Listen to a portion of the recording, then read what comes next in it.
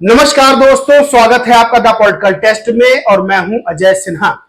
दोस्तों, इस वक्त बहुजन समाज पार्टी और समाजवादी पार्टी के बीच जुबानी जंग तेज हो गई है और उसका सबसे बड़ा कारण है आज से लगभग 6 साल पहले की एक कॉल।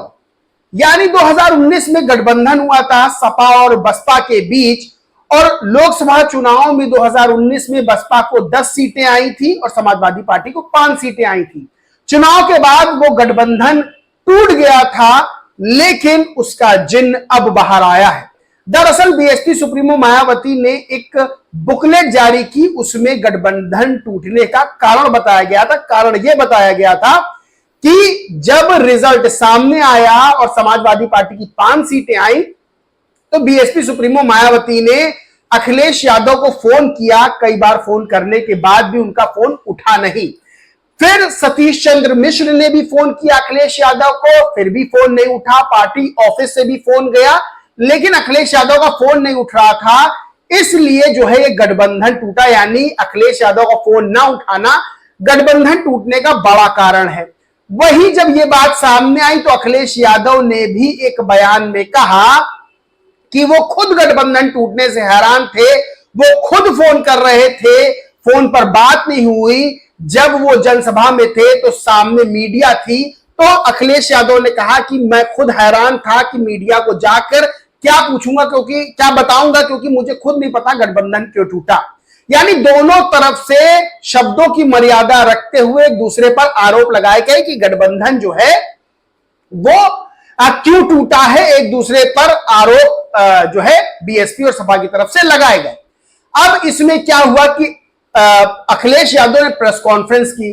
प्रेस कॉन्फ्रेंस में फिर कुछ ऐसा कह दिया जिसके बाद आकाश आनंद जो है वो बुरी तरह से फायर हो गए। बुरी तरह से उन्होंने अखिलेश यादव को सुना डाला। लेकिन अच्छी बात यह है कि दोनों तरफ से आरोप लग रहे हैं, लेकिन शब्दों की मर्यादा का ख्याल दोनों ही तरफ से रखा जा रहा है।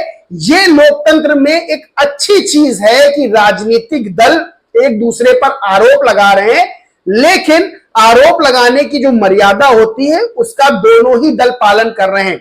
अब आकाश आनंद ने क्या लिखा वो मैं आपको बता देता हूं।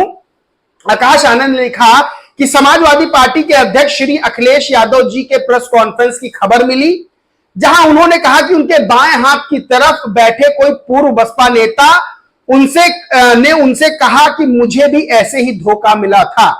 अखिलेश जी, आपके साथ चमचे नेता बैठे होंगे। आपको सलाह है कि ऐसे चमचे नेताओं के बारे में मानवर श्री काशीराम जी ने चमचा युग किताब लिखी है। इस किताब को पढ़िए और बहुजन समाज के चमचे नेताओं की सलाह पर फोन कब करना है, कब उठाना है तय ना करें, बल्कि दलितों के सच्चे हितैषी हैं तो बताइए सुप्रीम कोर्ट के फैसले पर आपका क्या स्टैंड है। प्रमोशन में आरक्षण का बिल आप लोगों ने क्यों फाड़ा। आकाश आनंद ने अखिलेश यादव पर सीधे तौर पर एक तरह से कटाक्ष कह सकते हैं, इसको तंज कह सकते हैं, आरोप भी कह सकते हैं। उन्होंने कहा कि चमचों के भरोसे ना रहें, क्योंकि मान्यवर काशीराम ने चमचा युग की किताब लिखी थी।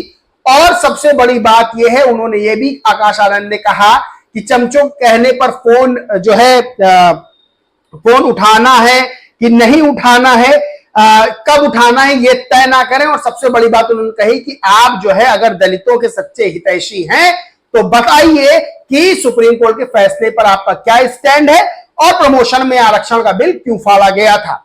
सबसे बड़ी बात क्या है कि 6 साल, लगभग 6 साल पुरानी वो कॉल किसकी तरफ से की गई, किसने की, किसका फोन नहीं उठा, ये तमाम सवाल अब उत्तर प्रदेश की राजनीति में बने हुए हैं।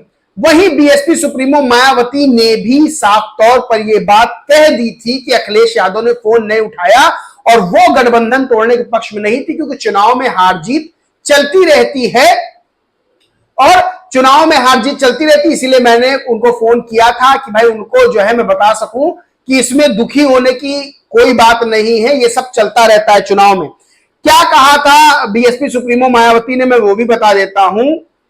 बीएसपी सुप्रीमो ने ट्वीट किया था और लिखा था कि लोकसभा चुनाव 2019 में यूपी में बीएसपी के 10 और एसपी के 5 सीटों पर जीत के बाद गठबंधन टूटने के बारे में मैंने सार्वजनिक तौर पर भी यही कहा कि सपा प्रमुख ने मेरे फोन का जवाब देना बंद कर दिया। जिसको लेकर उनके द्वारा अब इतने साल बाद सफाई देना कितना उचित व विश्वसनीय है, सोचने वाली बात है। बीएसपी सैद्धांतिक कारणों से गठबंधन नहीं करती, बल्कि और अगर बड़े उद्देश्य को लेकर कभी गठबंधन करती है तो कोई उसके प्रति पूरी तरह से ईमानदार भी रहती है।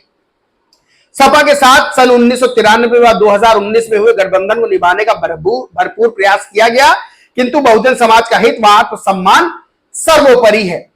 अब सबसे बड़ी चीज यह है कि उत्तर प्रदेश की राजनीति में इस वक्त बीएसपी और सपा के बीच जुबानी जंग तेज हो गई है, शब्दों की मर्यादाओं का ख्याल रखते हुए, क्योंकि इधर देखा गया है कि बीएसपी पर बीजेपी और कांग्रेस जिस तरह से बयानबाजी बीएसपी के खिलाफ कर रही है, वहां पर जो है सीमा से आगे बढ़कर, चाहे वो कांग्रेस नेता उदित राज का बयान हो और चाहे वो बीजेपी के विधायक का लाइव डिबेट में दिया गया बयान, वो शब्दों की मर्यादा को कथित तौर पर तार तार कर रहा था। लेकिन यहां पर बीएसपी और सपा एक दूसरे पर आरोप लगा रहे हैं।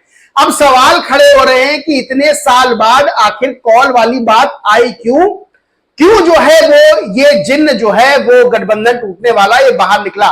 देखिए, अभी जो लोकसभा चुनाव बीते हैं उसमें समाजवादी पार्टी को अच्छा खासा दलितों बहुजनों का वोट मिला है, क्योंकि आरक्षण बचाने का जो नारा इंडिया अलायंस ने दिया था, जो संविधान बचाने का नारा दिया था, उसको लेकर अच्छा खासा वोट जो है इंडिया अलायंस के पास गया। समाजवादी पार्टी 37 सीटें जीती और बीएसपी की बात करें तो बीएसपी 0 पर जाकर रुक गई। लेकिन जिस तरह से बीएसपी सुप्रीमो मायावती अब लगातार हर मुद्दे पर अपनी बात रख रही हैं, सुप्रीम कोर्ट से एससी एसटी आरक्षण में वर्गीकरण को लेकर जो फैसला आया उसके विरोध में प्रेस कॉन्फ्रेंस की बीएसपी सुप्रीमो मायावती ने। 21 अगस्त को भारत बंद हुआ। सीधे तौर पर बीएसपी सुप्रीमो मायावती अब हर मुद्दे पर जहां मुखर है, वहीं एससी एसटी में आरक्षण के वर्गीकरण को लेकर भी बीएसपी सुप्रीमो ने अपना स्टैंड बिल्कुल क्लियर कर रखा और कहा है कि किसी भी तरह से स्वीकार नहीं है। वहीं समाजवादी पार्टी की बात कर लें तो समाजवादी पार्टी के सांसद धर्मेंद्र यादव ने इस फैसले के आते ही इस फैसले का दिल खोलकर स्वागत किया था। दूसरी तरफ अखिलेश यादव ने लंबा चौड़ा ट्वीट किया था और इस फैसले के वो पक्ष में थे कि विरोध में थे, इस बहुत क्लियर नहीं था। तो लोगों ने भी ये कहा था कि भाई गोल गोल जलेबियां बनाना बंद करिए, सीधा बताइए पक्ष में है कि विरोध में, क्योंकि आपके सांसद धर्मेंद्र यादव तो इस फैसले के पक्ष में। अब सबसे बड़ी बात क्या है कि इस फैसले के यानी सुप्रीम कोर्ट के एससी एसटी आरक्षण में वर्गीकरण के फैसले के आने के बाद से दलित और बहुजन निगाह लगाए हुए कि कौन जो है नेता, कौन राजनीतिक दल वो मेरे पक्ष में बोल रहा है। जहां अन्य राजनीतिक दल नफा नुकसान सोच रहे हैं कि राजनीतिक रूप से बोलने पर, पक्ष में या विरोध में बोलने पर क्या नफा नुकसान होगा, वहीं बीएसपी सुप्रीमो मायावती का स्टैंड बेहद क्लियर है। उन्होंने साफ तौर पर कहा यह फैसला स्वीकार नहीं है, सरकार इस फैसले को संसद में पलटे। तो सबसे बड़ी बात यह है कि इस समय उत्तर प्रदेश में जो फोकस है वो दलितों बहुजनों की राजनीति पर, उनके वोट बैंक पर फोकस है और बीएसपी सुप्रीमो मायावती का सक्रिय होना साफ तौर पर जो वोट बैंक टूटा है बीएसपी से हालिया लोकसभा चुनाव में और जो वोट बैंक बीएसपी के पास फिर से वापस आना चाहता है और जो एससी एसटी के लोग बीएसपी को वोट ना देकर दूसरे को वोट देते थे वो भी अब बीएसपी के साथ आना चाहते हैं, ये तस्वीर बनती हुई नजर आ रही है। और बीएसपी सुप्रीमो मायावती सीधे तौर पर ये बात लेकर चल रही है कि 2027 में और जो आने वाले उपचुनाव हैं उसको लेकर जो है अपनी दमदार वापसी के लिए पूरी तैयारी कर रही है। वहीं अखिलेश यादव की बात कर लें तो पीडीए का नारा देकर अखिलेश यादव भी आगे बढ़ रहे हैं, यानी सीधे तौर पर एक बड़े वोट बैंक के लिए उत्तर प्रदेश की राजनीति में ये दो दल आमने सामने हैं। अब सबसे बड़ी बात यही है, एक तरफ तो दोनों तरफ से विरोध जताया जा रहा है, लेकिन दोनों तरफ से जिस तरह से कटाक्ष, तंज और आरोप लगाए जा रहे हैं वो भी बहुत बड़े बड़े संकेत भविष्य की राजनीति के देते हुए नजर आ रहे हैं। देखिए, राजनीति में मैं बार बार कहता हूं कुछ भी संभव है, यानी जो लोग 2019 के पहले सोचते थे कि बीएसपी और सपा कभी साथ नहीं आ सकती, वो 2019 में साथ आई थी। 2027 में दोनों का ही जो लक्ष्य है वो ये है, एक तो सत्ता हासिल करना, और सत्ता कैसे हासिल होगी, बीजेपी को सत्ता से हटाकर ही सत्ता हासिल होगी। और दोनों वो लक्ष्य लेके चल रहे हैं, बशर्ते कौन सा राजनीतिक दल बीएसपी और सपा में से मजबूती के साथ सामने आता है वो तो आने वाला वक्त बताएगा।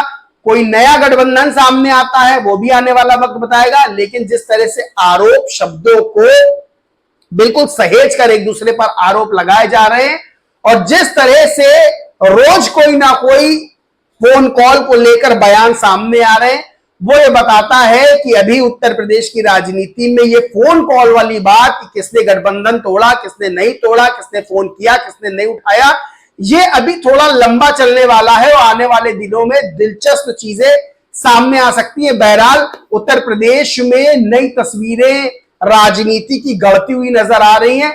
आने वाले दिनों में बहुत चौंकाने वाली चीजें यानी चौंकाने वाले गठबंधन भी सामने आ सकते हैं। दोस्तों, इस पूरे मामले पर आप क्या सोचते हैं, क्या मानते हैं, कमेंट करके जरूर बताएं। वीडियो अच्छा लगा हो तो लाइक करें, शेयर करें और चैनल को सब्सक्राइब नहीं किया तो सब्सक्राइब करके बेल आइकन जरूर दबा लें। जय हिंद, जय भारत।